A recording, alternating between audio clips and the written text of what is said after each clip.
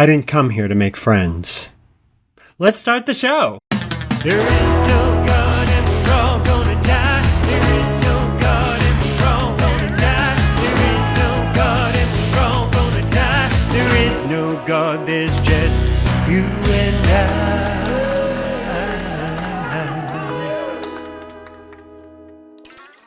Hey everybody, it's Daniel, and welcome to the third installment of There Is No God and We're All Gonna Die. I am your host, Daniel Cartier. I'm a gay liberal atheist living in the Bible Belt, and I'm happy to be here.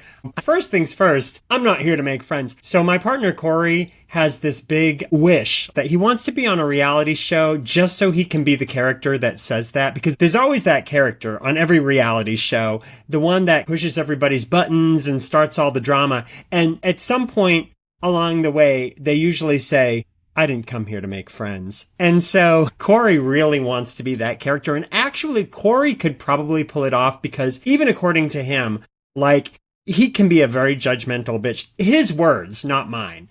I don't view him that way, but he has totally described himself that way. I think if I tried to be that character on the show, I don't think I'd be able to pull it off because I'm such a people person. So I think if I tried to pull that off, I'd be like, hello, my name's Daniel, and I didn't come here to make friends. Oh my God, that top is so cute. What's your name? Vanessa. Oh my God, we're totally BFFs now. Let's go to the mall. Let's buy shoes. And I'd probably end up being a hated character, not because I was mean, but because I'd be one of those annoying characters that got all spiritual and started talking about, the universe and planets and how small we are and, getting all metaphysical. And I think I would really drive everybody crazy. So it's probably a good thing that I'm not on a reality show. Anyways, let's get into the show. First things first, can we just normalize not being fucking assholes? It seems like every week I come on here and there's so much stuff I could say about the current administration that I don't really know even where to begin half the time, because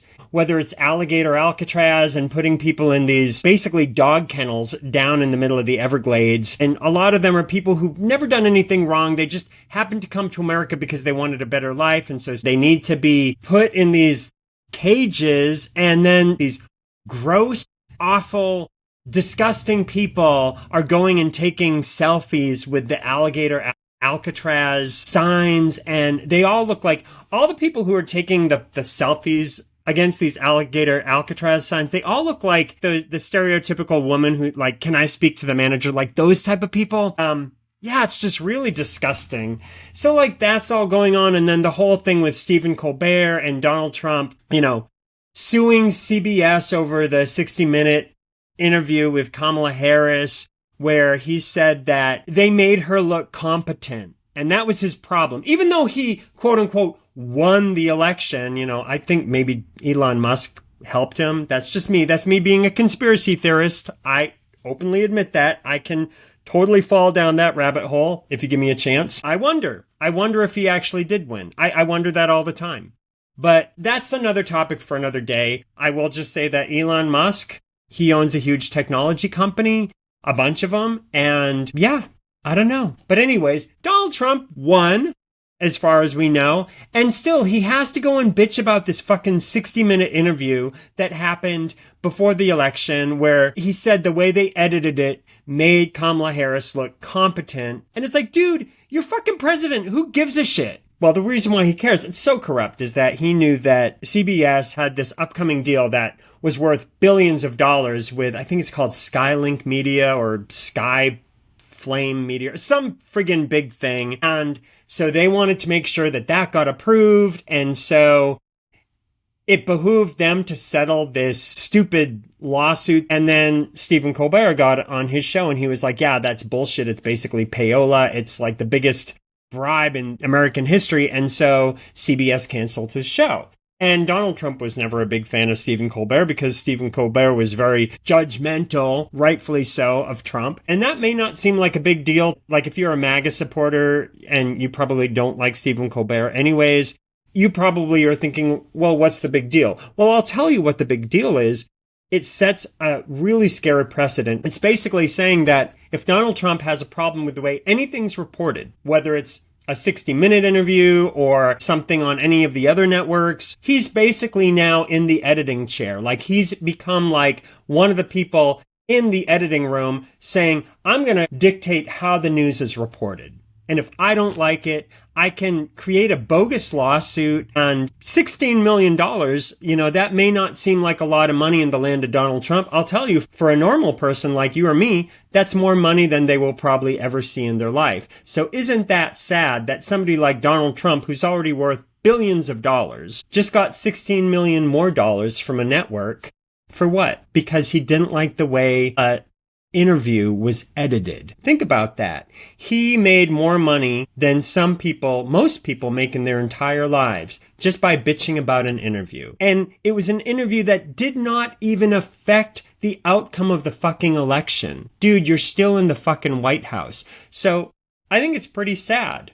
I think the whole thing's sad. And it goes to my problem with extreme wealth, where I think once people get to be worth a certain amount of money, it's like they're not even living in reality anymore. They're living in this land where they can demand whatever they want. And these big corporations, they have selfish motives as well. So they'll settle with this asshole. This is the thing that's really scary about all of this, is that when people are being interviewed in 2026, like the midterms or the 2028 elections, it sets a really dangerous precedent, because now all the networks, when they're reporting, it's going to make people scared that, well, we're going to probably get some bogus lawsuit, because Trump won't like the way we make the Democrats look or we make the liberals look. And so even if a liberal is talking and they're making perfect sense, if they edited the interview for time, which is really common, like it happens all the time in news, like Trump's own interviews have been edited a zillion times over, But now it's like if they're interviewing some liberal person and they're doing really well in the polls, all Trump has to do now is be like, well, I'm going to sue that network because I don't like the way they made that liberal look competent. See, that's really fucked up. And so I know for me, it really scares the hell out of me because the implications are huge. And yeah, it's really sad. We'll see what happens. Anyways, that's been on my mind, the alligator Alcatraz thing, not to mention defunding NPR. According to a lot of conservatives, they look at NPR and they think NPR is this bastion of liberalism. I will tell you, I listen to NPR and it is not a bastion of liberalism. What they report is the facts. That's what NPR reports, is just the facts. When they talk about Donald Trump, they just mention his name. They don't start slamming him. They just report what he said. They report what he does. And for some reason, that becomes a liberal talking point, because a lot of times he doesn't come across sounding very good because, he fucking sucks. And here's the thing about making Kamala Harris look competent. Maybe it's because she is competent. Maybe it's because she's the self-made daughter of immigrants, that she had to do that much better as a woman in a man's world to get ahead. And because of that, people call her a whore. And they say she slept her way to the top and that she only got where she was because of diversity and DEI and all this stuff. And it's just all a bunch of bullshit, because the reality is, I don't know, she's a lot more competent than Donald Trump, I'll tell you that much. So anyways, that's where my brain's been. But other than that, things are going good. Hey, let's do some self-promotion. Self-promotion, self-promotion. Look at all the good stuff that I'm doing well, girl. All right. Woo! Okay, self-promotion. Well, my acoustic album is officially done. I've been working all week long on it. It was supposed to be done last week, and I just kept getting to the point where the mixes sounded kind of good, but then the vocals would sound tinny in a little part, or the acoustic guitar would sound muddy. And the reality is, it went way past being an acoustic album. I can't really leave well enough alone. And so me, as somebody who just loves to be creative when I get in the studio, I started, adding all these things, because that's what I do. And so I was going to call this album, and I even made t-shirts, and people even got t-shirts, I was going to call it Daniel Cartier Acoustic Songs Volume 1, but now I'm actually thinking I may give the album a title, which means that all the people who got t-shirts, I'll have to give them a second t-shirt because they ordered the t-shirts, and then, like, if I end up calling the album something else, I would feel like a total douchebag being like, oh, well, you know, you have this t-shirt. I mean, the t-shirt would be a collector's item now because they would have a t-shirt for, like, this album that doesn't exist. But I'm actually thinking of calling it Patchwork Road, which is the song that opens it up. It's very mystical and very dreamy, and it's about getting lost in this magical day with somebody or just with yourself. And I just like the idea that life is kind of like this patchwork road. We're kind of going along this long highway and things are just kind of patchwork together, like different experiences, different friendships, memories. Sometimes our thoughts are in the past, sometimes our thoughts are in the future. So, I don't know, I like the idea of a patchwork road. So I may end up calling it that. And so if you pre-ordered the acoustic album, you're going to be getting it, but it may not be called the acoustic album. And if you got a t-shirt, you may be getting a second t-shirt. And then you'll have 2 t-shirts. But I won't charge you for the second t-shirt because that would totally make me an asshole. So, thing number 2, music placements. I have been, for the last couple years, breaking back into getting my music placed on TV shows and movies. And it's been a big learning curve because I used to get music placed, but the way people do it has changed. And so when I started doing music again a couple years ago, that was always the plan. I was going to start getting back into doing music for TV and film because, honestly, musicians don't really make any money on streaming or anything like that. I mean, I make a little bit of money on streaming, but most of the money is made by getting your song placed on like a movie soundtrack or TV shows. So I don't know, I've been really working hard at organizing all of my 800 songs into this searchable database.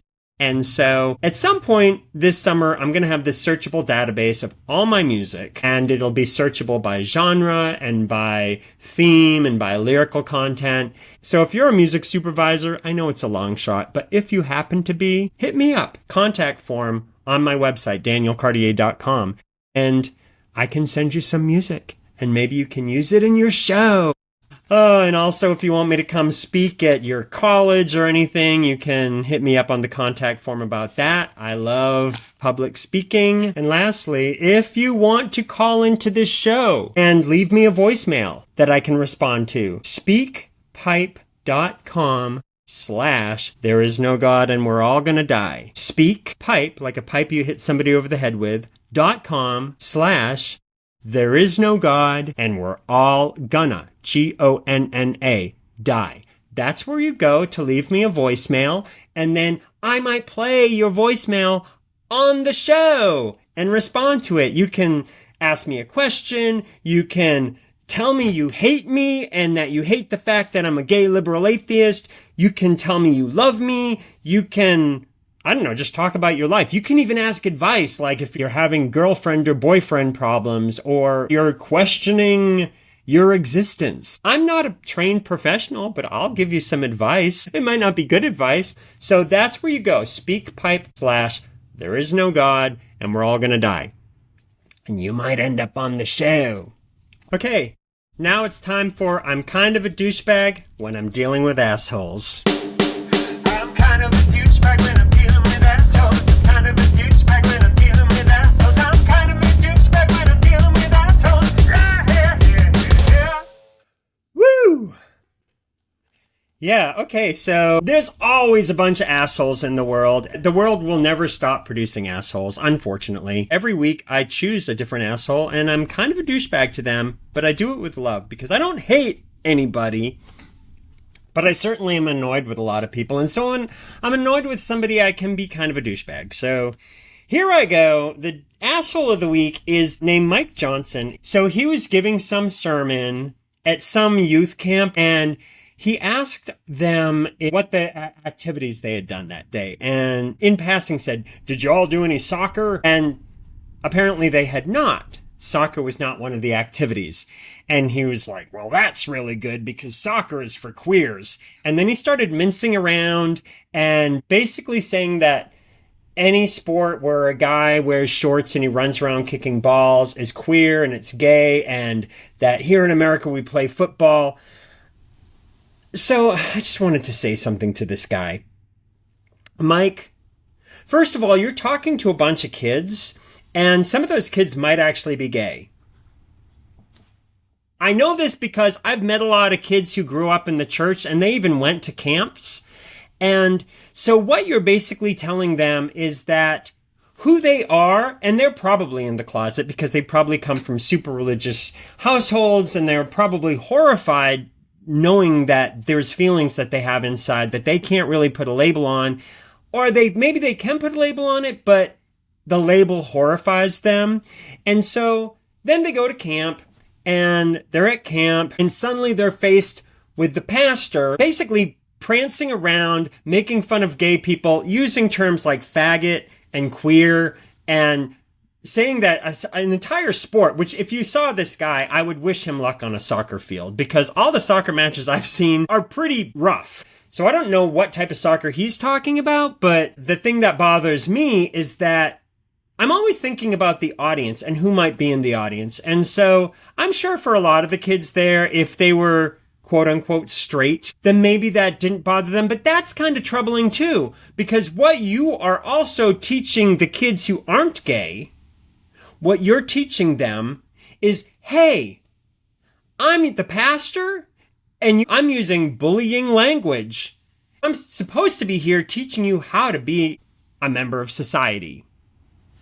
Well, apparently in your world, a member of society can bully gay people and call them queers and call them faggots and make fun of them and do the little lisp thing. He started doing the little lisp thing and like holding his hands like this.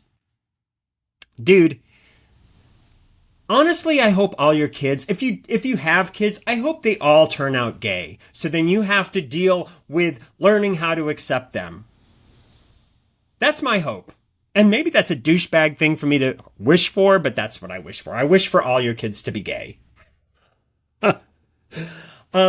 Yeah, and so on a non-douchebaggy note, for all the kids who were there listening to that, I just hope that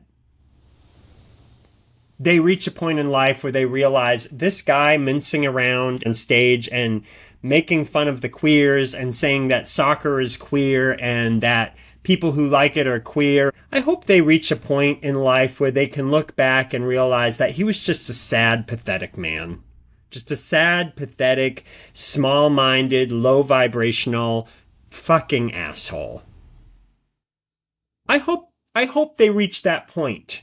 Because you know what? Some kids might not. Some kids may go home from that camp and think about all the stuff that guy said, and they may internalize it. And guess what they might do? They might kill themselves, because gay teens kill themselves at a much higher rate than straight teens do. Why? Because of assholes like Mike Johnson. So fuck you, Mike Johnson. Just go fuck yourself. I do have a second place asshole because there's always so many to choose from, and this guy came up. This person won second place asshole. This person won second place asshole. This person won second place asshole. Yeah. It's an honor just to be nominated. Okay, so this guy, Andrew Isker, he's some radio commenter. I'm not going to really say much about him. He was on a radio podcast, some Christian nationalist podcast, which is a thing now. He basically was saying that when he goes to the airport, he will not go through the scanners because he's convinced that the scanners turn people gay and that it's a government plot, and he calls it the gay beam. And so he would rather have a guy pat him down, even though that's really queer. I don't know. So anyways, he was the second place asshole. I really don't have anything else to say about him because he just sounds like a fucking moron. But so anyways, those were the assholes. I wish there wasn't so many assholes to choose from, but I think, we're going to be talking about assholes probably for the rest of our life.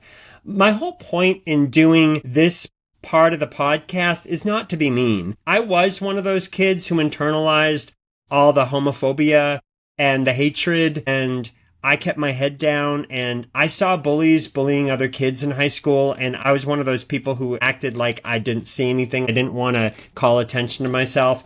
And so now at the young age of 56, I've reached the point where it's really important for me to say something. It's really important for me to go in a public space. And when I see people needlessly just being fucking dicks, I need to speak up.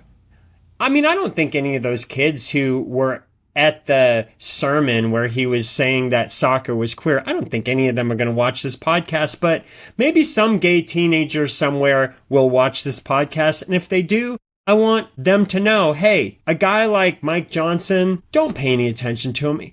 He's just a miserable person. Be proud of who you are. Be proud of who you are, because we're all supposed to be different. Nobody is supposed to be a cookie cutter version of somebody else.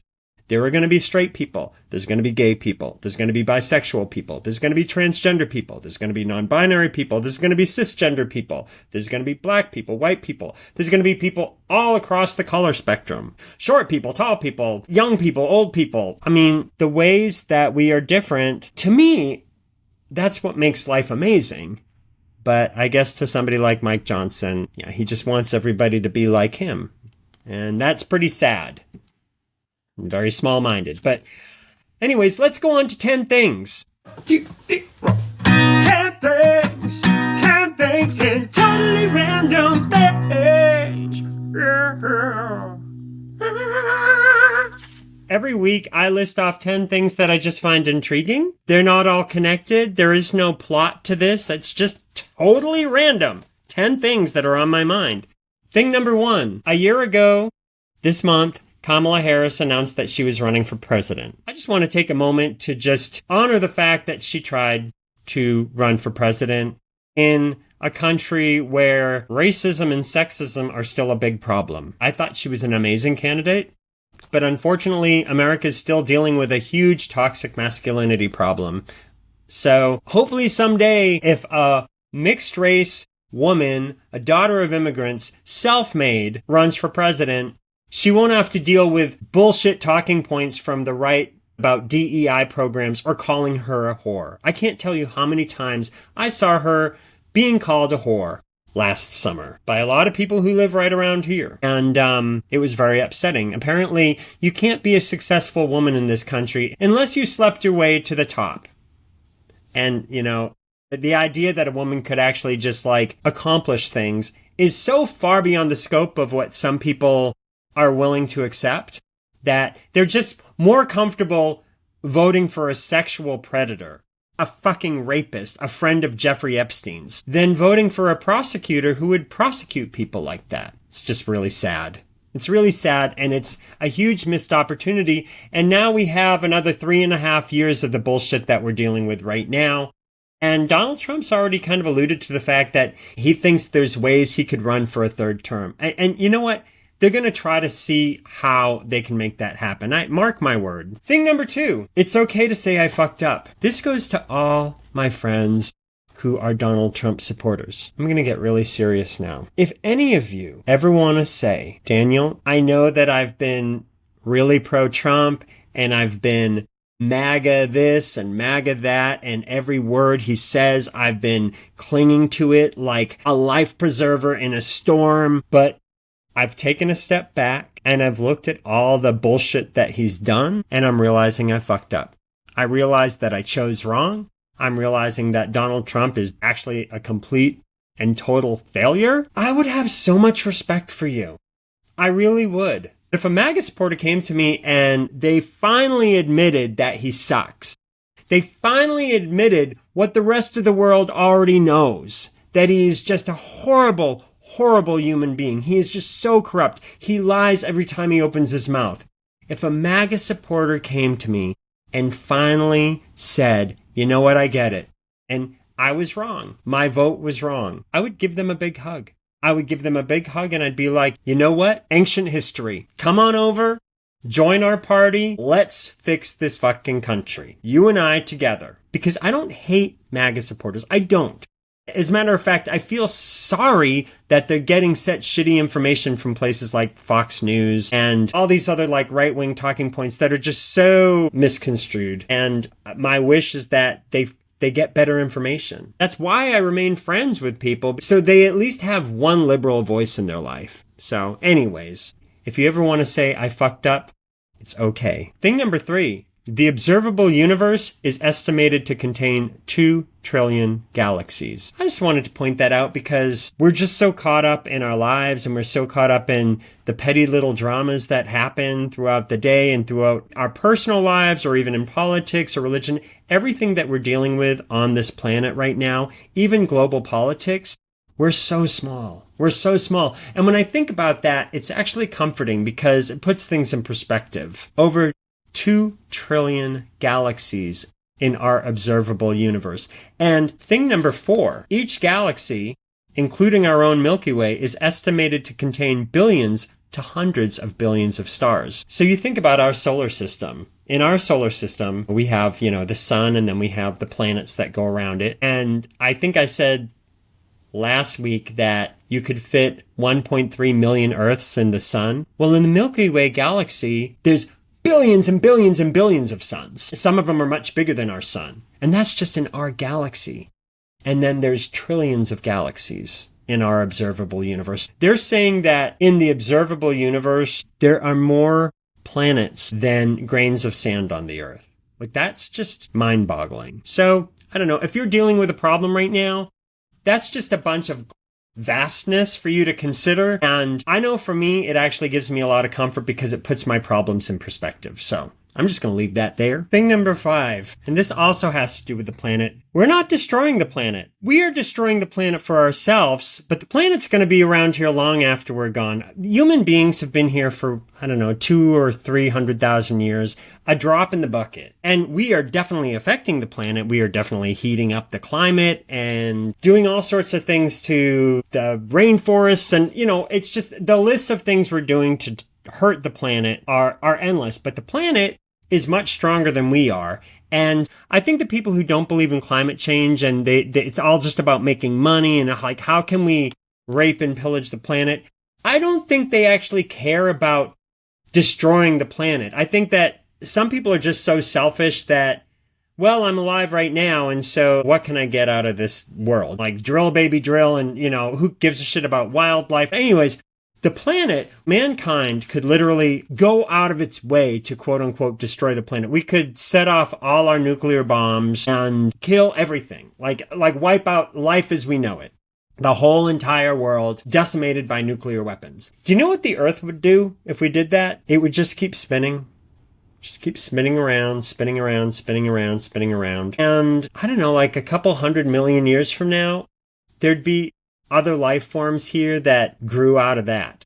Grew out of that radioactive toxic environment. Because that's the reality. The reality is we're just destroying the planet for ourselves. Like, we're going to make the planet uninhabitable for human beings if we continue down the road that we're on right now. So the people who don't believe in global warming or they're against, environmental things, they feel like they are more powerful than the planet.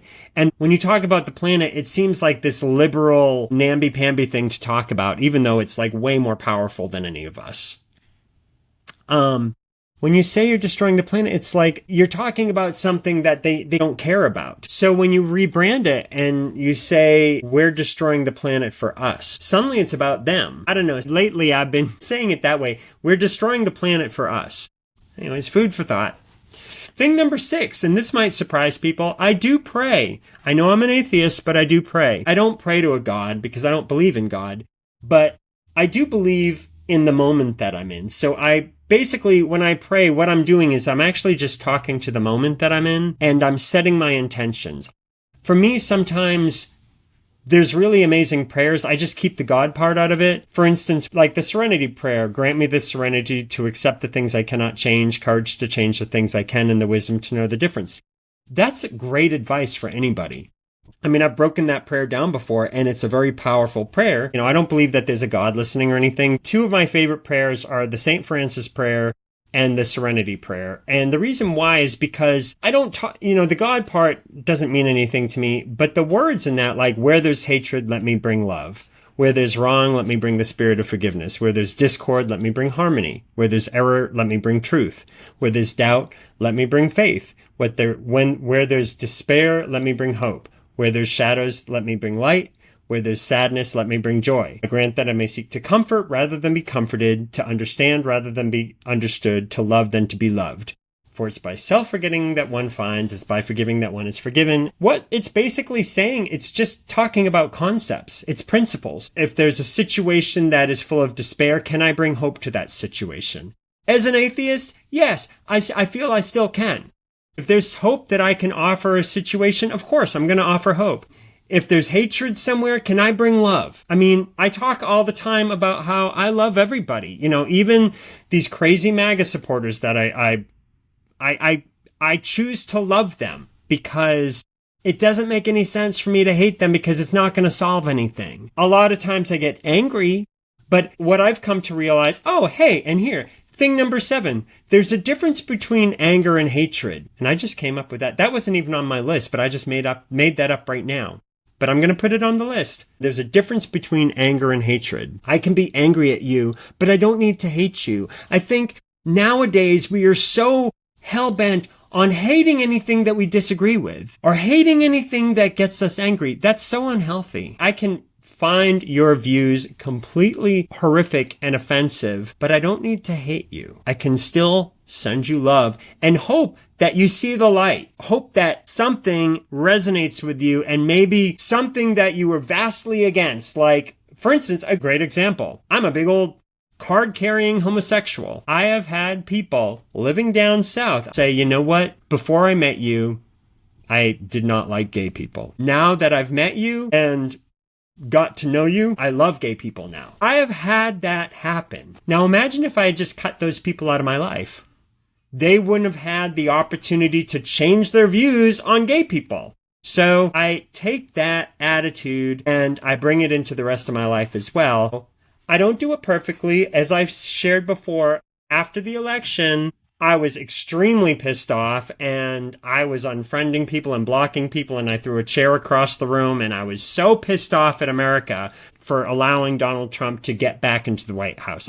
I was horrified. And so I needed to have a temper tantrum. And I did. And it lasted for a couple months. And then I realized that I needed to get back in the saddle and not shut people out of my life just because they voted in a way that I didn't agree with. And so now a lot of the people that I had blocked or unfriended, I had to go back and unblock them and friend them again and bring them back into my life because I want them to have a liberal person in their life. And because there were things about them that I liked. I had to realize that there was more to them than just their vote. Anyways, and I know some of you who are liberal will hear me say that and you'll disagree, and I respect that. I think we all have to be where we are at. I also live down south, so it's kind of a weird situation. I'm surrounded by these people. Speaking of which, thing number 8, the sad atheist. Let me explain what I mean by that. I was talking to somebody and they said, God, being an atheist just seems like it would be so sad. It would be so sad not to have this belief in something else. I have 2 things to say about that. One, the cool thing about being an atheist is that I might be wrong. And if I'm wrong, awesome. You mean there's more? I get to go to an afterlife. I get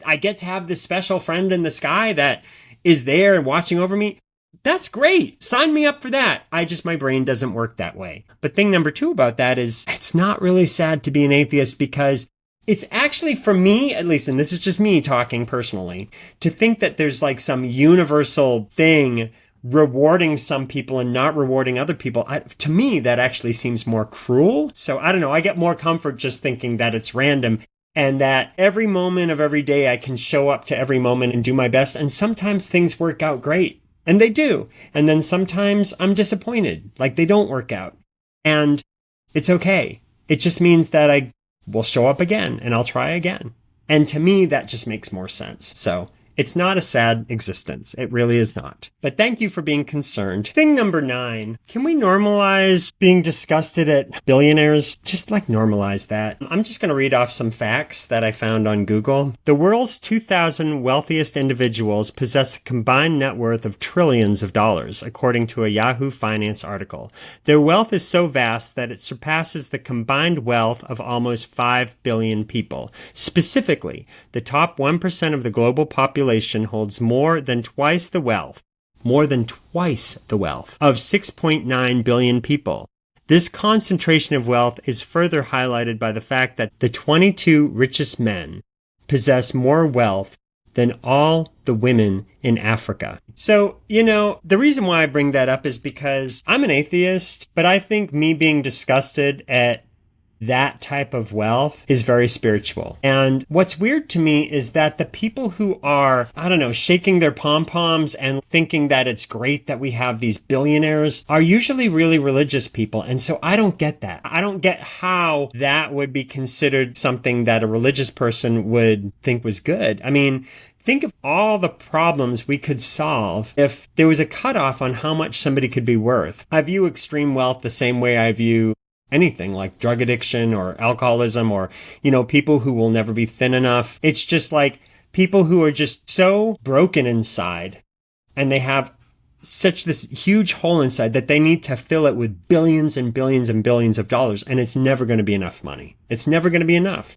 Now, some billionaires are altruistic and they choose to give away their fortunes. I know, I guess Bill Gates gives away a lot of money. I know a lot of them do give away a lot of their money. I know for me, if I was worth billions of dollars, and I'm not just saying this, like I truly believe this, if I could spend the rest of my life just giving my money away and solving people's problems, like just giving them money, putting people in homes that have never had homes, or sending people to college, or giving everybody health care, man, that would just make me feel like $1 zillion. Forget $1 billion. It would make me feel like a zillionaire, to just give it all away and just like see people's lives change and see people actually have hope. Which brings me to thing number 10. Desperate people do desperate things, but hope solves everything. Like if there's hope, there's hope. When I see people going to prison, what I see is like desperate people did desperate things. And I'm not saying that it's okay to, go out and rob or steal or kill or anything. Obviously, I'm not saying that.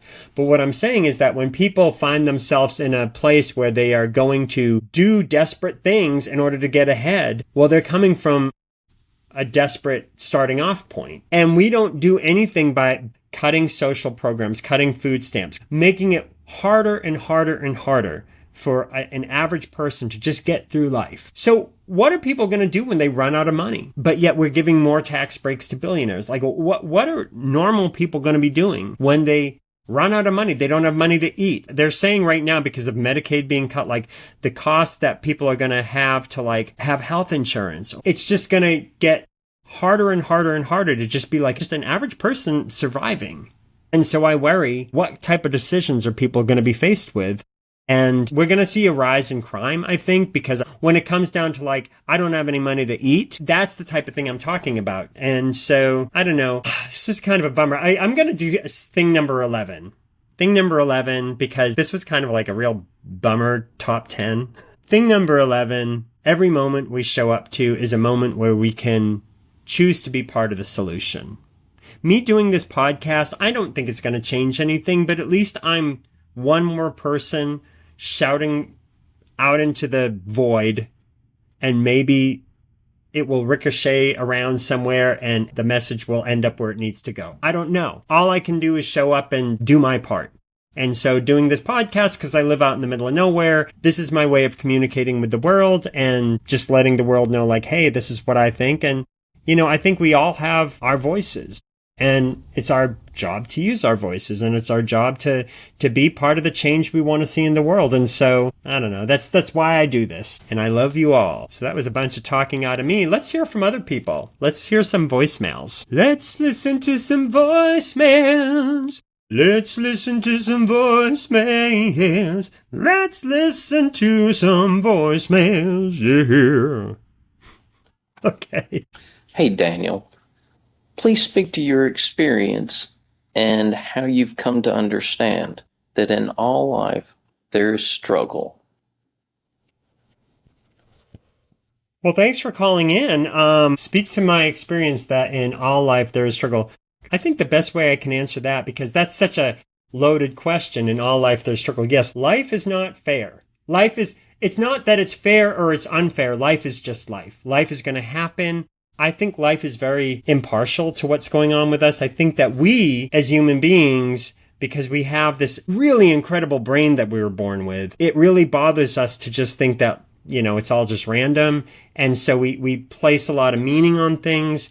But the reality is life is just happening the way it's happening. And sometimes, yes, it will be a struggle for us. And then other times, things seem to be going great. The best way I can break that question down, because it is a wonderful observation, I'm going to talk about a prayer, actually. And I'm an atheist. So here you go, folks. An atheist is going to talk about a prayer that they like.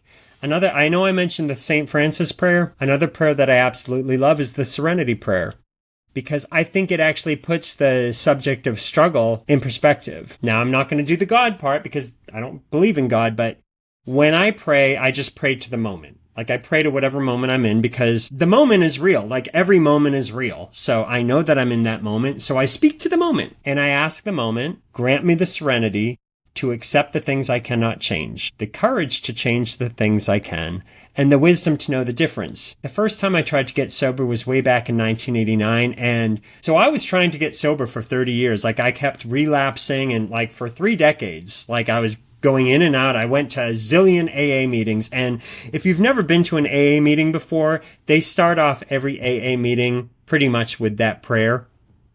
It's kind of the universal recovery prayer. So I've probably said that prayer. I mean, how many meetings have I gone to? Like thousands? So I've said that prayer thousands of times. Again, when I say it, I'm not really praying to God. I'm just praying to the moment. So I've said that prayer many times. And so when I got sober this time, it's about 6.5 years ago, I would start off every day saying that prayer. And so one day I was doing that and I was like, whoa, let's slow down for a second. What am I actually saying? Grant me the serenity to accept the things I cannot change. Okay.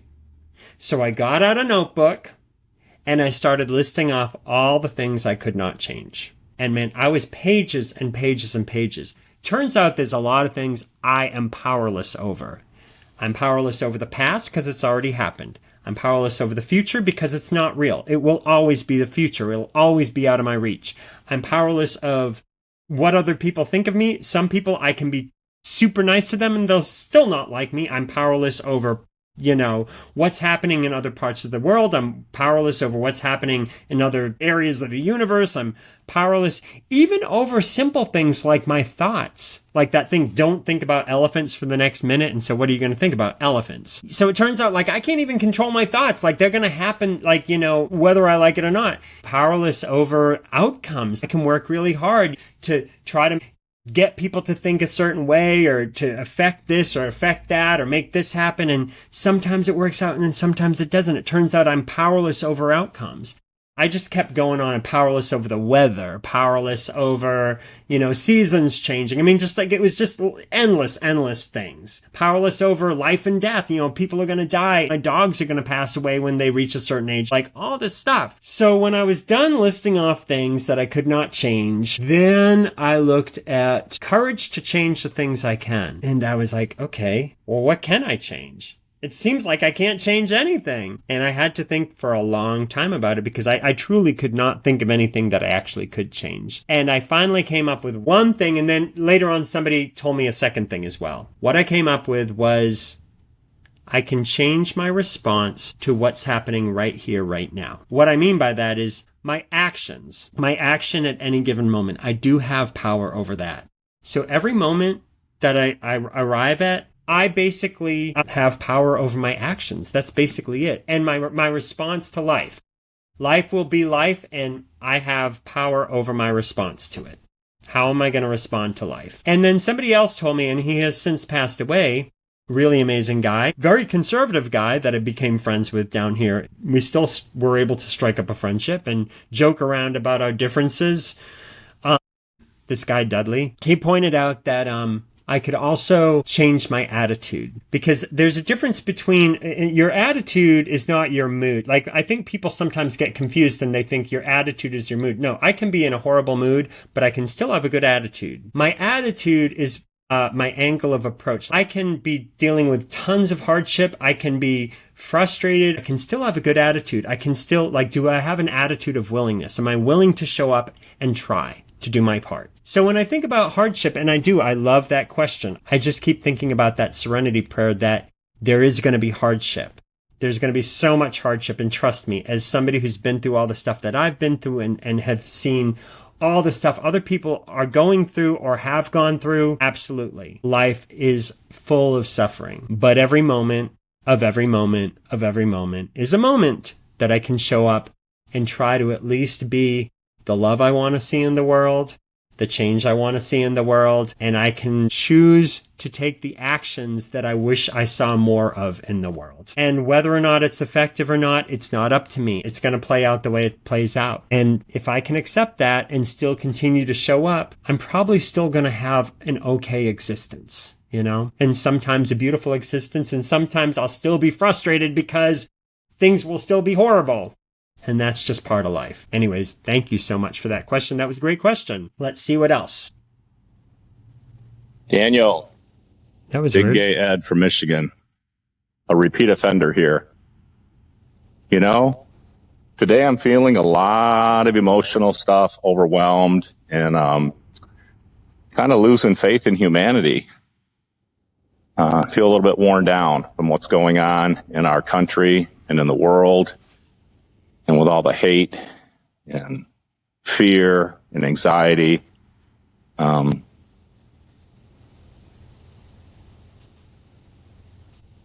Dang it. I think you got cut off. Hope you're having a good day. Huh. Bye.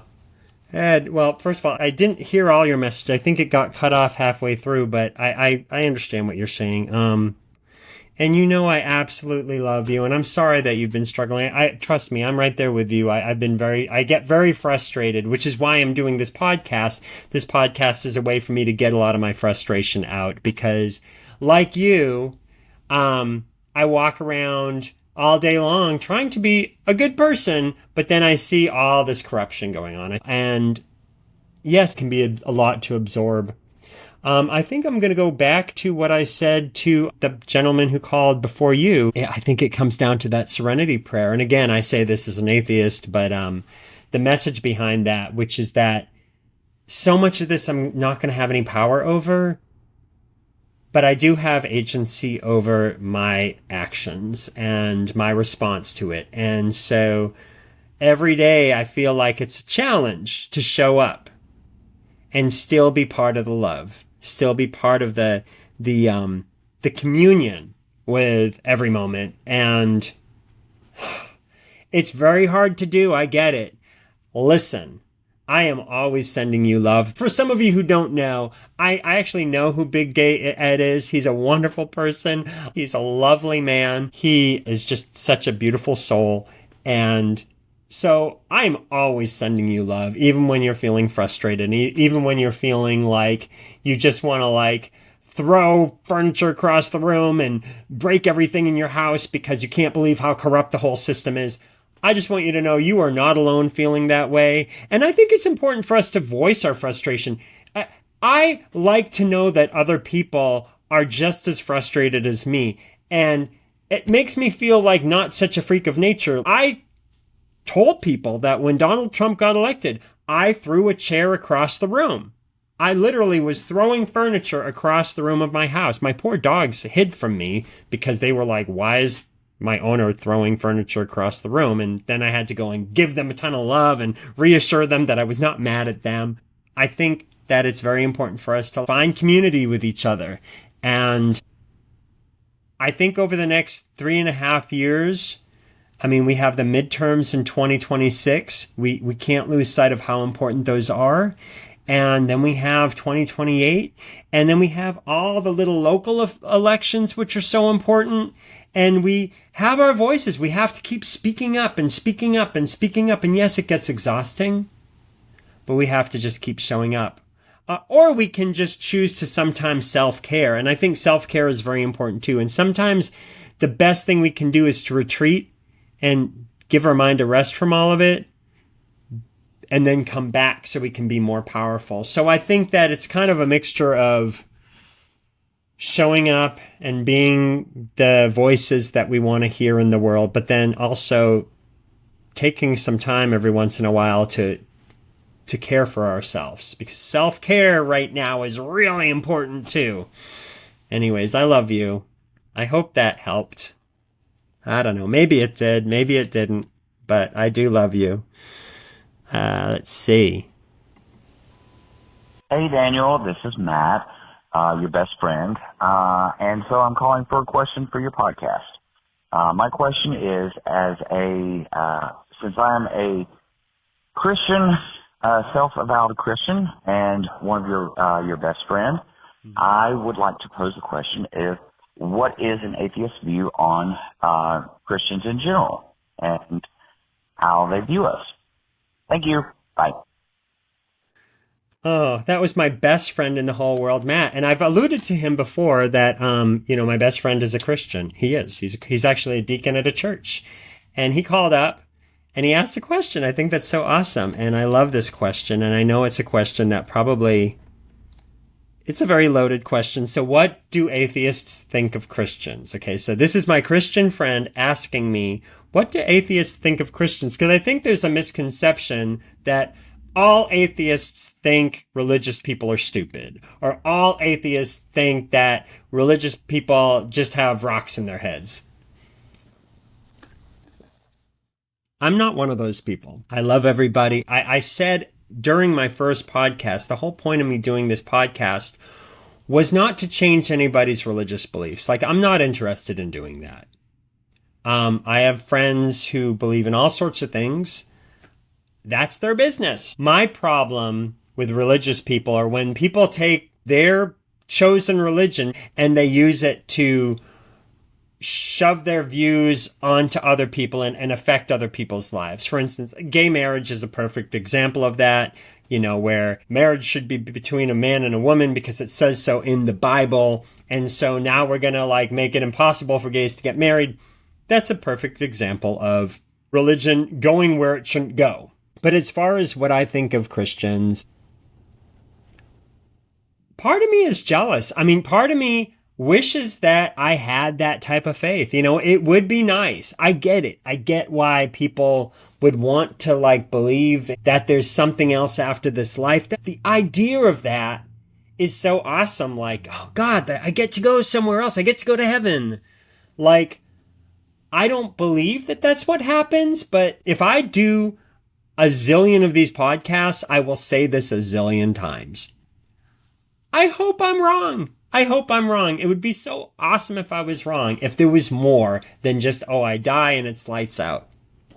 If I get to go to heaven and see other people, whatever. I mean, sign me up for it. It sounds great.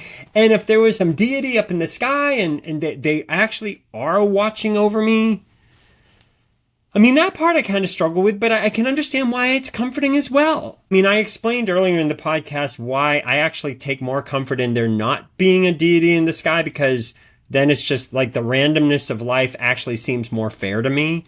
That actually seems more fair than, I'm singling this person out for good luck and I'm singling this person out for bad luck and I'm singling this football star out for a bunch of touchdowns, but I'm singling this child in this country out for starvation. It's to me, that just seems like if there was a God controlling all of that, it would seem horrible.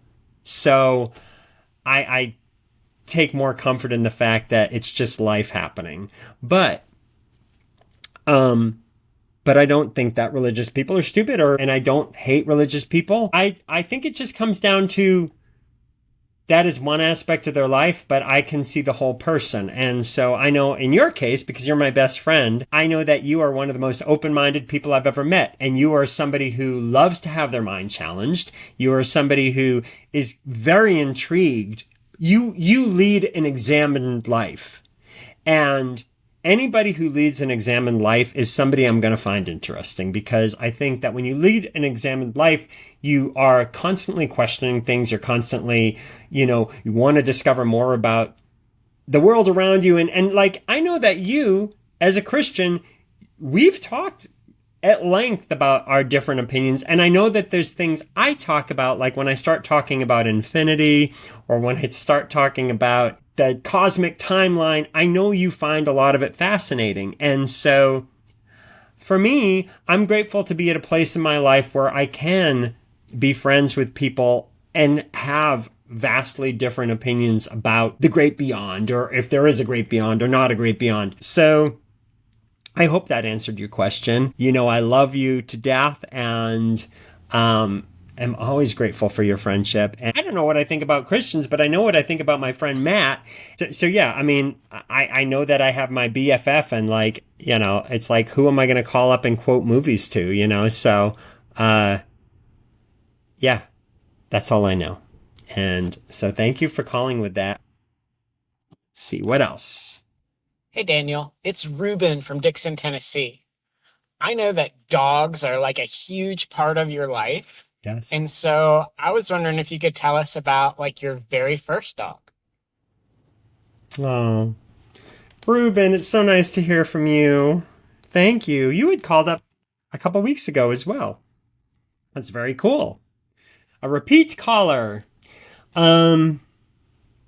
Yeah, I love dogs. Animals in general put so much in perspective because their love is so pure. It's like there's no ulterior motives behind it. It's just very pure. My first dog was named Banjo, and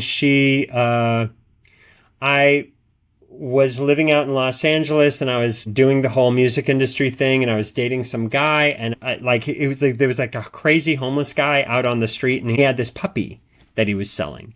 And so the guy I was dating at the time, this guy Craig, saw this puppy and I guess wanted to get it away from the crazy homeless guy, because he was like, okay, this puppy, I mean, it was Sunset Strip, there was like cars everywhere, and he was just worried about the puppy. So I think he gave the guy $50 or something, and so then he brought the puppy into the Viper room, and I was about to do my encore. I was doing this big show at the Viper Room, and I was about to do my encore, and all of a sudden Craig was on stage, and I thought he was going to give me a stuffed animal, which was, you know, it's the Viper Room. You want to be cool. You want to be like, you know, there's people with leather jackets and stuff, and then your boyfriend's giving you a stuffed animal. And so he gave me this stuffed animal, and it started writhing around in my hands, and he's like, "It's your new dog." And I was like, oh my God. We'd only been dating for about a month and a half at that point, so it was already a little mental that he gave me a dog. And we were also staying at a friend's house. We were staying at an actress's house. I won't say her name. She was a famous actress, but we were staying at her house.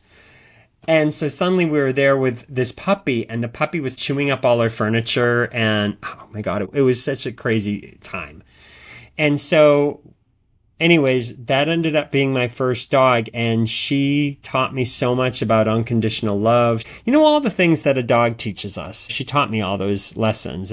I mean, before I got her, I had been so consumed with like my music career and succeeding and blah, blah, blah, blah, blah. And I was so driven by all that stuff. And then suddenly I had this like little tiny creature that just wanted love and didn't want anything else from me. And it really just changed. It changed me. It opened my heart. My heart blossomed.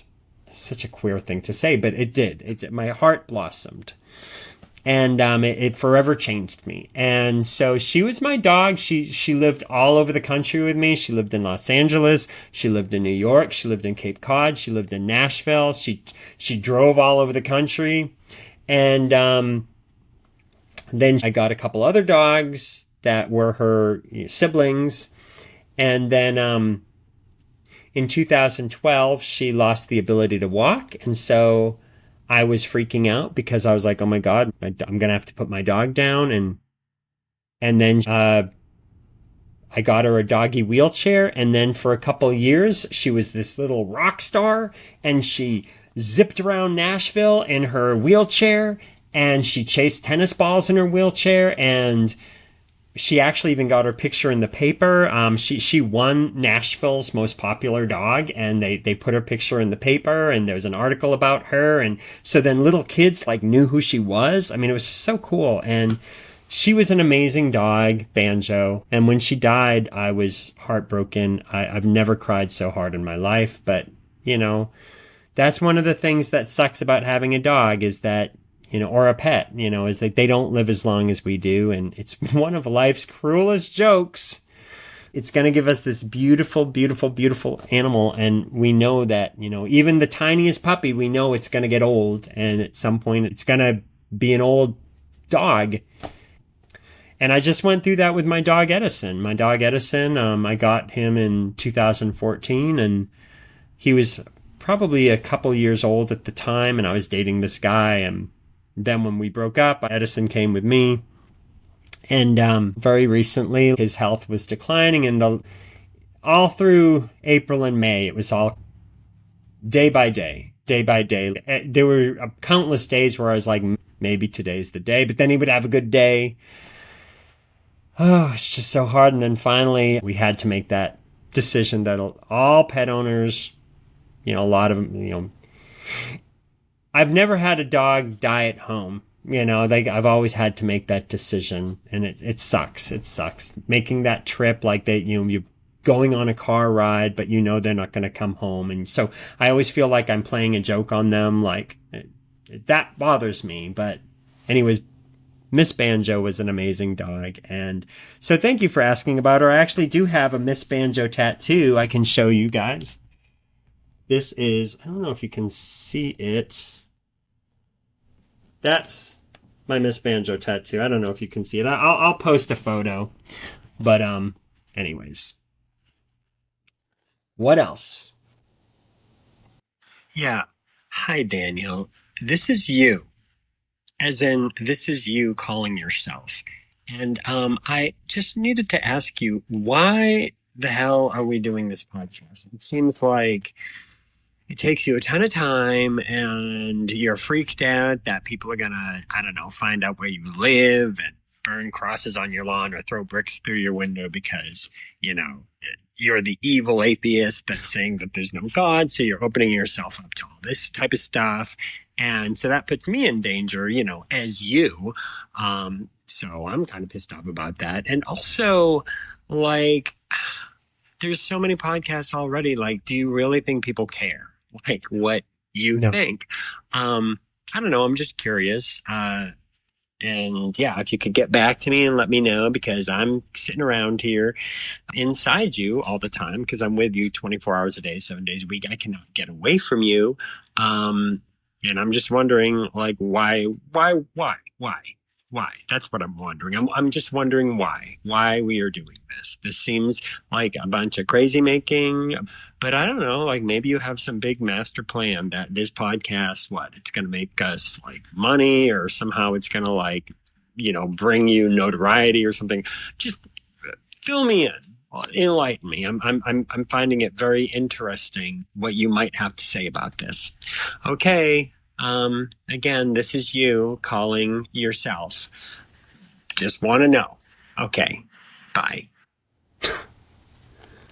God, Daniel, thank you so much for calling. It's so nice to hear from you. Great question. Why am I doing this podcast? Well, because you're with me all the time. You know that I drive myself crazy with all these thoughts. And before I did this podcast, I thought about it all the time. It was like this obsession that I had. Not because I wanted to become famous or rich, because I don't really know anybody who's becoming rich doing a podcast. Maybe Joe Rogan or, but for all the successful podcasts, there's a zillion podcasts that like maybe 3 people listen to. So that might be all that I do with this podcast. But for me, I explained in the first episode, and you were here because you were inside me. I had so much I wanted to express to the world, and, I try to express a lot of it in my music and my art, and I even did an entire political album called The Angry Album, which was all about my frustration with politics, a lot of songs about Donald Trump. I've done art about my feelings about existence and religion or no religion or God or no God. But there's only so much I can put in a song or a painting. Probably 1% of my thoughts can actually make it in there. And then there's like 99% more. There's like news stories. There's like anecdotes. There's things I've heard other people say. There's just random things that come into my brain about all of it. And I can't cram it into a song, and I can't cram it into a painting. I can only put so much. And so then I'm still walking around with all these stray thoughts that didn't make it into the music or didn't make it into, the painting. And yeah, I can rant about it on Facebook, and trust me, I've done that. Because you're with me 24 hours a day, you've seen me rant on Facebook and type these long status updates that are like a zillion, miles long, talking about this, that, or the other thing. And granted, I mean, those things are great, and sometimes they get a great response, or sometimes like one person will read them, or sometimes nobody will react to them. And I don't know, I just felt like I needed to have a place that was just organized, that wasn't me just like randomly ranting or whatever, but like that it was like once a week I was going to come on to this podcast and I was going to get a bunch of stuff out of my system. And I got to tell you, this has been very helpful for me. I'm discovering a lot about myself by doing this podcast. It's weird. It's almost like a therapy session for me. And I don't feel bad saying that, because first of all, I'm not forcing anybody to watch this. If you are reaching this point in the podcast, I got to assume that you're either hating it so much that you want to see what I'm going to say next so you can be more pissed off, or you just love it. I don't think anybody who's indifferent got to this point in the podcast. So if you're hearing this response to myself, then awesome. Hopefully I'm saying something that's resonating with you, or even if it is pissing you off, good. Maybe you'll be pissed off for a while, but then maybe later on you'll think about what I said and maybe you'll like rethink something. I don't know. It's really not up to me. The results are never going to be up to me. All I can do is show up. So that's why I'm doing the podcast. I'm just doing the podcast because there was stuff I wanted to express. And so there you have it. And with that, I am finishing up this episode. And I have to say I'm in a better mood now than when I started. When I started filming today, I was actually really tired because I'd been recording all day. I'd been trying to finish that album.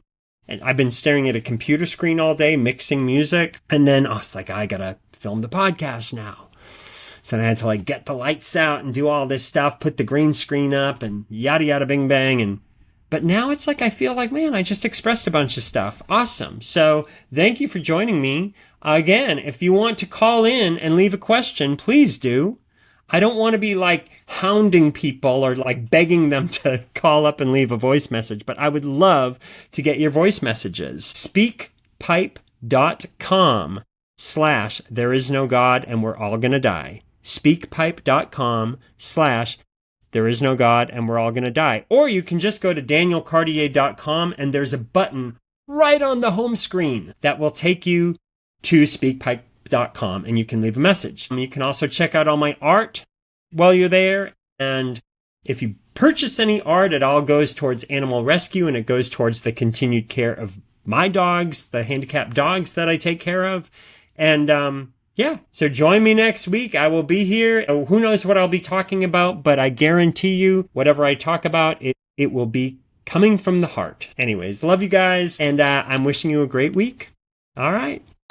There is no God and we're all gonna die. There is no God and we're all gonna die. There is no God and we're all gonna die. There is no God, there's just